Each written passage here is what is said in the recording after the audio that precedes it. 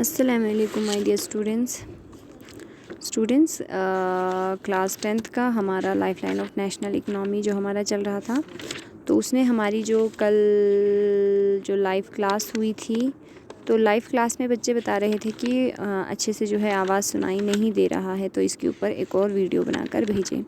तो उसी को ध्यान में रखते हुए मैंने आज की वीडियो जो है आपका उसी जो हमारा लाइव क्लास हुआ था उसी के बेसिस पे जो है बनाया है। तो बच्चों उसमें हम जो हमारा जो टॉपिक है वो हम पढ़ रहे थे लैंड ट्रांसपोर्ट। तो इसमें हम रेलवेज़ पढ़ रहे थे। तो सबसे पहला जो है हमने रेलवेज़ में पढ़ा था, सबसे फर्स्ट जो रेलवे है वो कहाँ से कहाँ तक चला था और कितने किलोमीटर्स को कवर किया था, तो यहाँ तक हमने फिनिश किया था।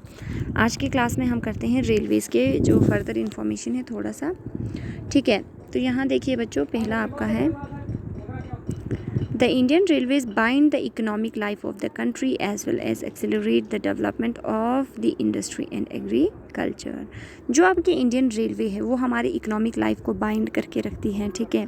इसके अलावा हमारे इकोनॉमी के जो इंडस्ट्रियल सेक्टर है और जो एग्रीकल्चरल सेक्टर है उन दोनों में उन दोनों की डेवलपमेंट में काफ़ी इजाफा लाती हैं। नेक्स्ट देखिए बच्चों, जो आपका इंडियन रेलवेज़ हैं वो आपका 18 जोन्स में रीऑर्गेनाइज़ किया हुआ है। पहले 16 जोन में था, फिर अभी 18 जोन हुआ है। अब इसको अलग अलग जोन्स में डिवाइड करने का मेन मकसद यही है कि इतना लार्ज रेलवे ट्रैक आपके इंडिया में रेलवे नेटवर्क काफ़ी ज़्यादा डेवलप्ड हैं, इतना ज़्यादा फैला हुआ है कि किसी एक ऑर्गेनाइजेशन का उसके ऊपर कंट्रोल करना काफ़ी मुश्किल हो जाता है। तो ये जो रेलवेज़ है वो स्मूथली चले, कोई कंजेशन ना हो, कोई है मतलब उसमें कोई भी प्रॉब्लम ना आए, इसीलिए रेलवेज़ को अलग अलग जोन्स में बांटा है। और ये जो 18 जोन्स होते हैं ये क्या करते हैं, अपने ही पार्टिकुलर एरिया के रेलवेज़ के जो मैनेजमेंट होती हैं, मेंटेनेंस होती हैं और ऑर्गेनाइज करना होता है, उन सारी चीज़ों को कौन चलाता है, वही पार्टिकुलर आपका जोन चलाता है। जैसे आपका साउथ इंडियन रेलवेज़ या फिर आपका नॉर्थ इंडियन रेलवेज़, इस तरह से अलग अलग उसके जोन्स होते हैं। बट ओवरऑल अगर बात करें तो इंडियन रेलवे का जो हेडक्वार्टर है वो आपका न्यू दिल्ली में ही मौजूद है। तो यहाँ पे आपके रेलवेज़ का जो है इंट्रोडक्शन जो या फिर उसका जो इन्फॉर्मेशन है वो ख़त्म होता है। तो नेक्स्ट हम पढ़ेंगे फैक्टर्स, ठीक है। वो कौन से फैक्टर्स है जिसके बेसिस पे आपका रेलवे इन्फ्लुएंस्ड होता है, मतलब आपका रेलवे डेवलप्ड होता है। मतलब कौन कौन से फैक्टर्स होने चाहिए जिसके बेसिस पे आपके रेलवेज़ डेवलप करने लगेंगे। तो railway network distribution in country largely influenced by physiographic, economic and administrative factors. सबसे पहला तो आपका फिजियोग्राफिक फैक्टर होता है, जितना आपका एरिया लेवल्ड होगा, प्लेन होगा, आप उतने ही अच्छे से आप रेलवे ट्रैक्स बिछा सकते हो। सेकंड है आपका इकोनॉमिक फैक्टर। इकोनॉमिक फैक्टर में आपका क्या होता है, अगर आपके एरिया का इकोनॉमी ज़्यादा डेवलप्ड होगा, वहाँ पे आपके इंडस्ट्रियल जो है सेक्टर ज़्यादा चल रहे होंगे, वहाँ पे एग्रीकल्चरल प्रोडक्शन ज़्यादा निकल रही होंगी, तो ज़रूर जितना आपका प्रोडक्शन निकलेगा, जितना आपकी वहाँ पे बिज़नेस वगैरह चलेंगे, तो वहाँ पे ज़्यादा नीड होगी रेलवेज़ की। तो नीड के बेसिस पे लोग रेलवेज़ लगाना स्टार्ट करते हैं, तो इकोनॉमी भी आपका रेलवे को इन्फ्लुएंस करता है। लास्ट है आपका एडमिनिस्ट्रेटिव फैक्टर। एडमिनिस्ट्रेटिव फैक्टर दो तरह से आपका इन्फ्लुएंस करता है। एक तो आपका अगर वहाँ पे एडमिनिस्ट्रेटिव में काम ज़्यादा चलता हो, जैसे अगर हम बात करें न्यू दिल्ली की, तो इंडिया के जितने भी मेन जो आपका इम्पोर्टेंट जो आपका एडमिनिस्ट्रेटिव या एडमिनिस्ट्रेशन से रिलेटेड आपके जितने भी काम चलते हैं वो आपका न्यू दिल्ली में चलता है, क्योंकि ये हमारा कैपिटल है। इसीलिए मोस्टली आपके जो रेलवेज़ होते हैं वो आपके कैपिटल में डेवलप्ड होते हैं। सेकंड आपका डिपेंड करता है कि आपका जो एडमिनिस्ट्रेशन है वो कितना इफ़ेक्टिव है, कितना काम करता है, कितना वो अपने एरिया के लोगों के बारे में सोचता है। अगर वो अच्छे से काम करता है तो वो ज़्यादा अच्छे से आपका जो है रेलवे नेटवर्क जो है डेवलप्ड करता है, ठीक है। तो ये आपका है कि कुछ फैक्टर जिसके बेसिस पे आपका रेलवे इन्फ्लुएंस्ड होता है। अब देखिए नेक्स्ट है आपका favourable condition for railway growth. अब रेलवे ग्रोथ के लिए फेवरेबल कंडीशन क्या क्या चाहिए, तो सबसे पहला आपका चाहिए लेवल्ड लैंड।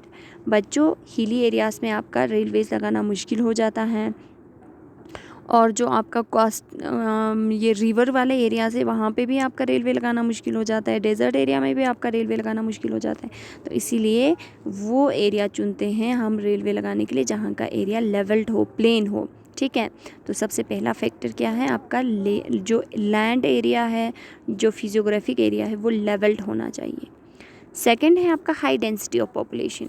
तो बच्चों हमने रोडवेज़ में भी पढ़ा था कि जो रोड ट्रांसपोर्टेशन है वो फेवरेबल होता है स्मॉल पॉपुलेशन के लिए या स्मॉल डेंसिटी ऑफ पॉपुलेशन के लिए, ठीक है, लो डेंसिटी ऑफ पॉपुलेशन के लिए।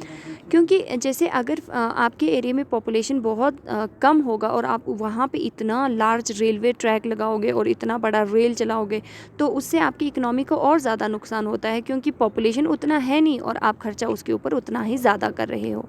इसीलिए रेलवेज़ हम उन एरियाज़ में लगाते हैं जहाँ पे आपकी डेंसिटी ऑफ पॉपुलेशन बहुत ज़्यादा हाई हो, क्योंकि आपकी रेलवेज़ क्या करती हैं, एट अ टाइम बहुत ज़्यादा पॉपुलेशन को एक जगह से दूसरी जगह ट्रांसपोर्ट करती हैं। इसीलिए फेवरेबल होता है ये हम हाई डेंसिटी ऑफ पॉपुलेशन में हम जो है रेलवेज़ लगाते हैं। लास्ट है आपका रिच एग्रीकल्चरल रिसोर्स। ठीक है, तो बच्चों जहाँ पे रिच एग्रीकल्चरल रिसोर्सेज निकलता है वहाँ से हमारे इंडस्ट्रीज़ के लिए रॉ मटेरियल भी निकलता है। तो जहाँ पे आपका एग्रीकल्चरल प्रोड्यूस ज़्यादा होगा वहाँ पे डिमांड होगी कि हमें प्रोड्यूसेस को या रॉ मटेरियल्स को इंडस्ट्री तक पहुँचाने के लिए रेलवेज़ की ज़रूरत है। इसीलिए उन एरियाज़ में हम रेलवेज़ लगाते हैं जहाँ पे आपका एग्रीकल्चरल प्रोडक्शन ज़्यादा अच्छे से होता हो। तो ये 3 फैक्टर्स हैं जिसके बेसिस पे हम रेलवेज़ लगाते हैं। इसीलिए देखिए therefore railway network flourished in northern plains. इसीलिए इंडिया में रेलवे नेटवर्क ज़्यादा अच्छे से हमारे नॉर्दर्न प्लेन्स में फ्लोरिश्ड है, क्योंकि नॉर्दर्न प्लेन्स का लैंड जो है वो लेवल्ड लैंड है। सेकंड है आपका हाई डेंसिटी ऑफ पॉपुलेशन भी है। आपका हाई डेंसिटी ऑफ पॉपुलेशन आपका कहाँ पे है, सबसे ज़्यादा पॉपुलेशन आपका कहाँ पे है, सबसे ज़्यादा आपका यूपी में है। तो ये आपके नॉर्दर्न प्लेन्स में आता है। और थर्ड जो इम्पॉर्टेंट फैक्टर है वो आपका rich agricultural resource. Northern plains हमारे सबसे ज़्यादा एग्रीकल्चरल रिसोर्सेज को निकालती हैं, एग्रीकल्चर ज़्यादा निकालती हैं। इसीलिए ये जो नॉर्दर्न प्लेन्स हैं यहाँ पे हमारा सबसे अच्छे से रेलवेज़ जो है फ्लोरिश्ड हो रखी हैं। तो बच्चों नेक्स्ट एक मिनट,